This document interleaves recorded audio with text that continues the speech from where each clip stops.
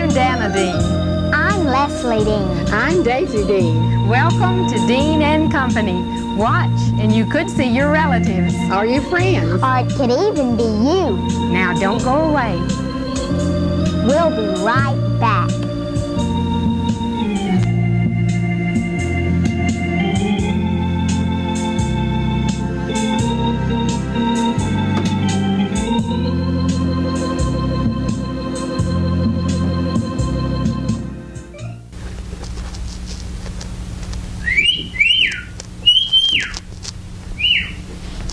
Hi, what's your name?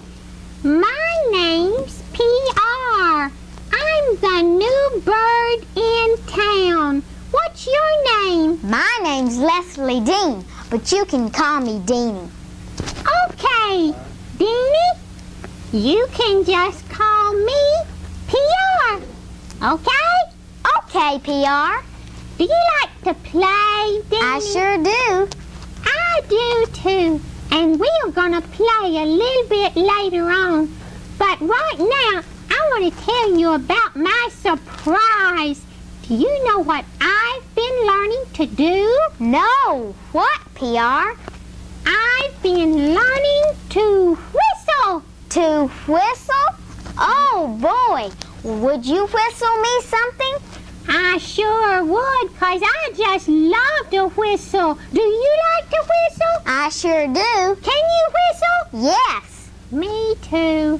Well, what do you want to hear? How about Chattanooga Choo Choo? That's a real good one. I was hoping you'd say that one, 'cause that's what I've just come in on. A choo-choo.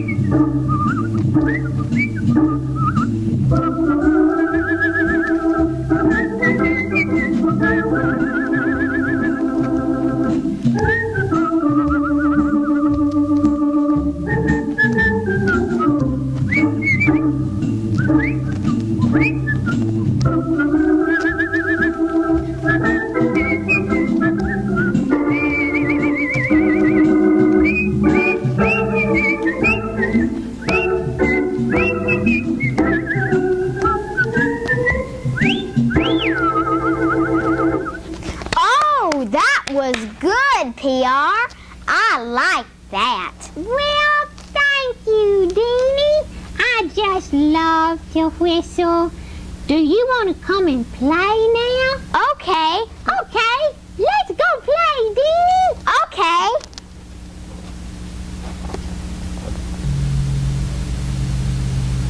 I have a familiar face here. I know that you will remember Dick Kight as the toy maker when he was here with us one time before. And Dick, we've got a little different slant on our show this week. You've brought for us this magnificent engine that you made, right? Right. And approximately how long did you tell me it took you to make that engine? About 4 months. About 4 months. Uh-huh.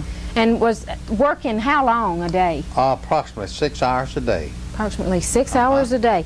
All right, now, Dick, these pictures here, I'm going to hold one up and you hold one up for the camera. And this is you in your workshop. And if the camera will get on those maybe one at a time, this is you in your workshop working on this train engine, That's right? right. This is the locomotive I'm working on. Now, you took pictures and every detail on this engine is authentic, right down to the last little boiler knob, isn't it? That's right. This is near as I can possibly make it. Well, this is really a magnificent piece. And you have a workshop in your home, don't you? Yes. Okay, and I understand you go around to the different mall shows and all, so the people could catch you at some of these fantastic shows, right? That's correct, at all the malls, and I'm at 5 Points West now. Yeah, okay. Well, these are just magnificent train engines that Dick builds, and he really puts a lot of himself into these engines. Now, did the camera get a good shot of those? Because we want to show them some other interesting things here. Dick has got several new items since we saw you last, right? Right. All right. I have several new toys. Right down here, that little elephant is new because he was not with you last time, right? No, he was not. Well, he just fascinates me, and even though I am an Auburn person, my husband is an Alabama man, and we'll just let those Alabama people get a good look at that little elephant because it sure does fascinate me, so I know it'd fascinate a lot of the children. He's so colorful, and Dick, does he rocks? Yes, that's just a little elephant rocking horse, and of course on this side is a little horse. There's just a difference in the head. Yeah. Well, I know the children are just fascinated by the shapes of them, and all of them want a different animal, so you can really supply them with those. Now, some of your newer toys are right down front, that little truck there with the doors that open and close. I'm going to walk around there and let's see if we can't get this little truck up, because I know when I saw you over at Century Plaza, this fascinated me. You've got it, boy, with some really good storage room inside there. And these doors are substantial. You make these toys to last, Oh, right? yes. These are strong toys. They can set them almost right on them. Well, you can almost ride on this one. I feel sure a toddler could ride on this and probably push himself around because this is very sturdy. It has an extremely strong frame, but I built them to last. Yeah, that's the truth. And I understand from you that if any of them break down, they can, if anybody happens to damage a wheel, you replace them. That's right. If they'll contact me, I'll replace the wheel. And now a piece like this would sell for $15.95. That's right. It's a good truck. Well, this is a magnificent little truck. All the little fellas out there I know would enjoy seeing this and playing with it. Now, moving right along here, Dick, I want to show them. This is the terminal station in the background, and these are what trains? Well, these are one on right here is a steam engine leaving the station, and on the side of it is a switch engine working the terminal station there, working the passenger trains. Okay. Now that is really interesting. We've got a lot of railroad buffs out there, and those people are from all of the cards and letters we had on your previous show. I know they're interested in this. That's why we wanted to give them a chance to see some of these things. Now tell us about this. Okay, this is the front end view of the 610. That was originally and still is a Texas Pacific locomotive, and it helped pull the Freedom Train into Birmingham. Oh, and this is one of the largest locomotives that we had for a while, but we have some larger ones now. It has since gone back home, and I think in a museum. Oh, it is. Well, they have preserved that one then.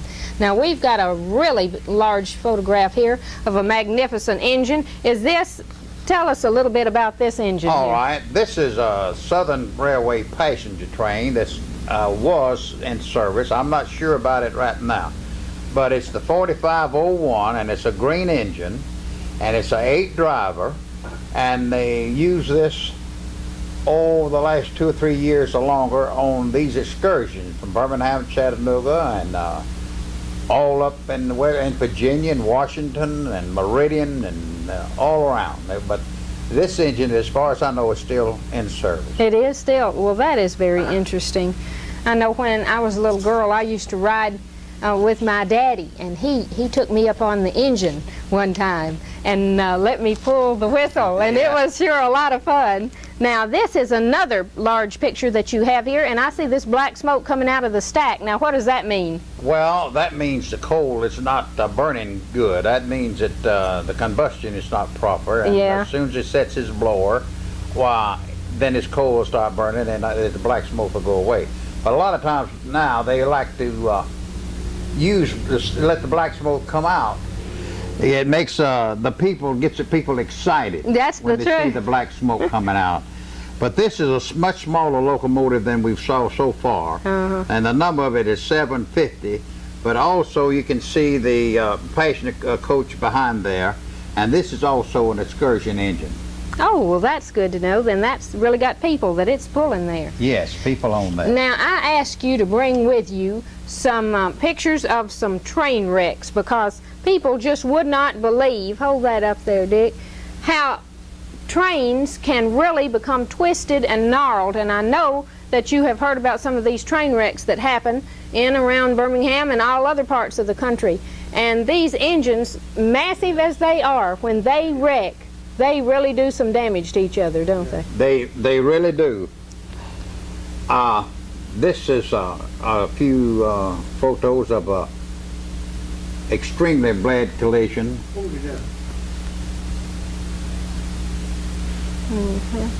And tilt it forward a little bit. Okay, now this one. This one was an extremely bad wreck. It was a head-on collision east of Anniston, Alabama, by 6 heavy diesel locomotives, 3 coming east, three going east, and 3 coming south. Oh my goodness. And they was approximately 50 miles an hour when they hit head-on, and of course it destroyed at least 3 of the locomotives, was beyond repair. And I think they was able to repair three of them, but 2 men passed away in this accident. Well, when our railroad men are really to be commended, because when a wreck like this happens, the trainmen usually just do not get out of a wreck this bad. No, they're very lucky, and the only reason that there wasn't more deaths, 2 men in the other train jumped out, and of course they bounced like a ball on the railroad, but they spent several months in the hospital, and they lived, but they'll remember that a long time. And that was, I can give you the date on it, I think 1974. 1974. All right, well, let's put that right down there. Now we've got, let those go right there. We have got something that is really of interest. Tell us about this. You were telling me about that train coming over on a boat. Yes, this engine, one of the engines back here, here's a better shot of this is the English engine. They came over here to run a while, and it's a well-known passenger train from England, and that engine will go over 100 miles an hour. I'll declare. Now on this side it shows 3 locomotives, the English engine, and 2 of Southern Railways, all in Anniston, Alabama, at a meeting point. Now they are all on an excursion with I imagine all the trains are loaded. That is really something to have there, a picture like that. And then that train is no longer here. This engine, you said? No, that train has gone back. They loaded it up and it went home. Went back home. I'll declare. Now this is something of interest. Hold that up and let them see that picture you've got right there. Okay, this is the Southern Railway's best friend locomotive. And I think it was one of the first ones that pulled a paying passenger. And they've rebuilt it, and now they use it around terminals to let the children ride. They'll go down the track away and then back up, and go down the track away and then back up again.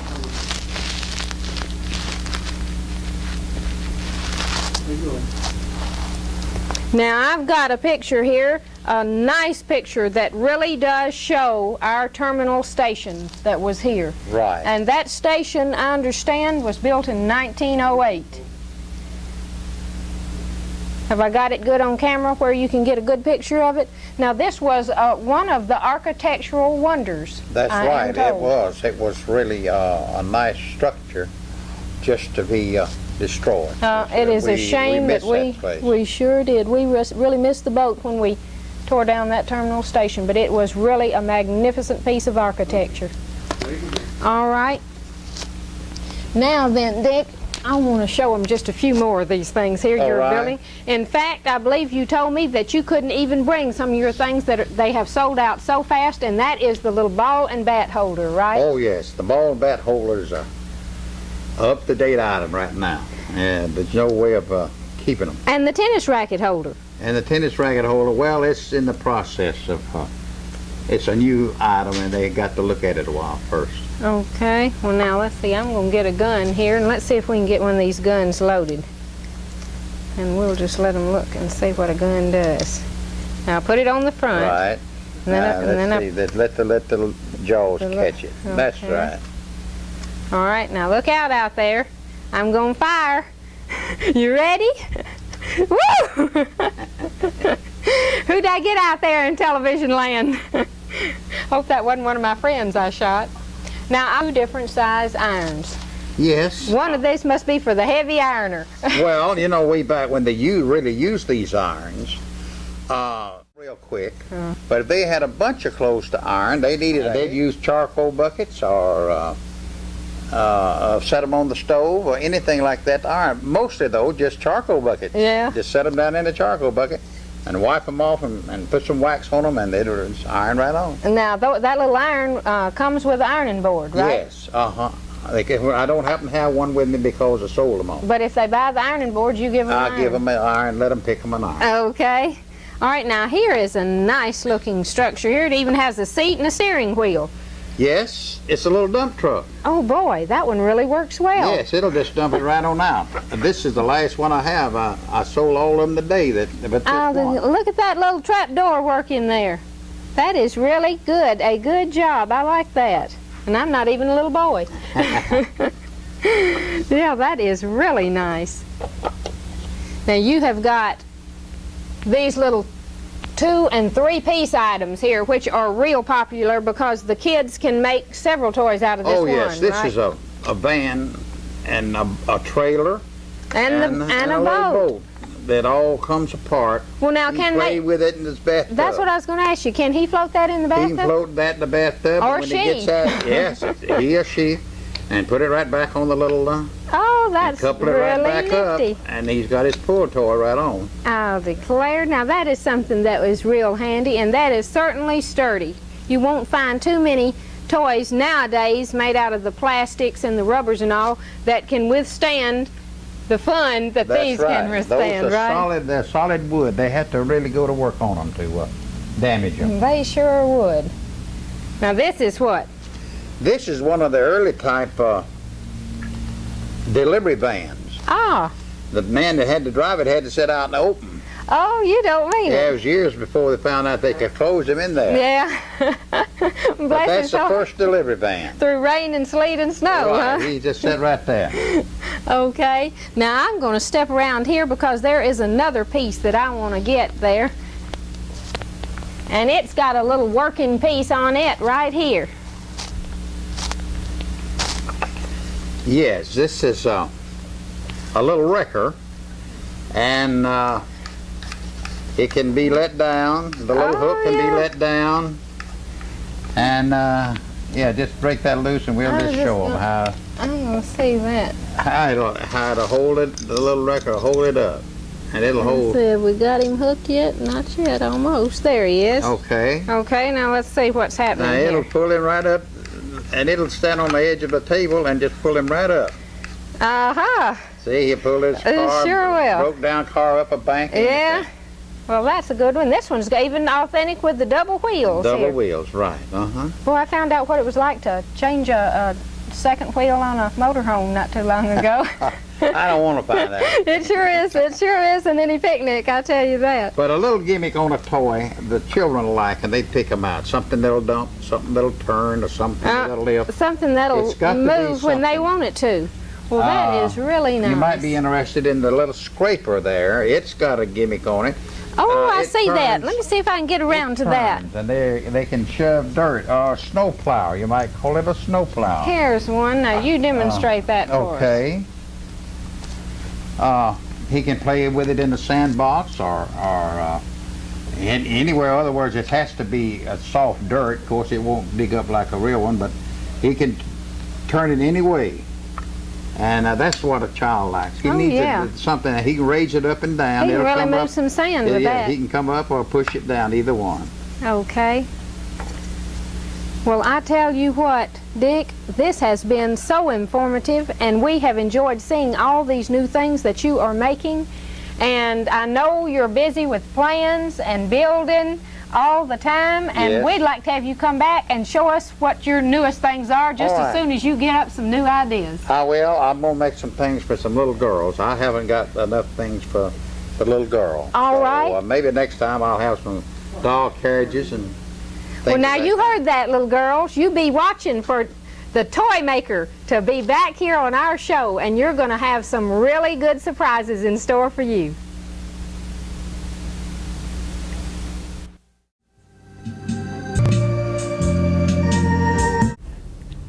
From the works of Edgar A. Guest, I'd like to share with you a poem shared with me, Paul Leslie. And this poem is To the Humble.